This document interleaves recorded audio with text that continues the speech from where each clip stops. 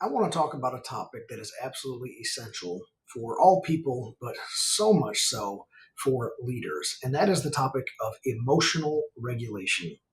A leader, above all other people, must have the ability to regulate their emotions, to not get too upset and too depressed and too anxious and too all the negative emotions that you can think of.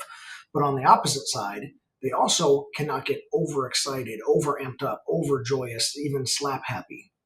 Emotional regulation is the steadfastness that a leader needs to exemplify the behavior that keeps us pushing forward, to demonstrate professionalism, to help box in creativity and excitement, to overcome anxiety and nerves and fear. And that emotional regulation is so important to set the example for others. I had to bury a good friend of mine this last weekend, and I must tell you that emotional regulation was very difficult at that time. But there were things that needed to be done, family that needed help. There was all kinds of stuff that could have gone wrong if I allowed myself to give into the negative side of emotional regulation.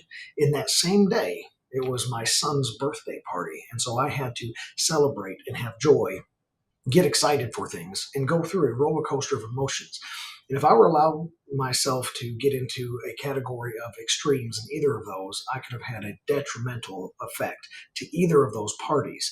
And I, by no means, am perfect in emotional regulation, but I consciously pay attention to it and do my very best to lead with consistency. Now, I'm not saying emotions are the enemy and that you can't have any. You just need to regulate them. Enjoy your life. Be sad when it's time to be sad, because there is a time for all of those things, as the great psalm says. But you must concentrate and learn and put in systems and techniques to be a person who can demonstrate emotional regulation.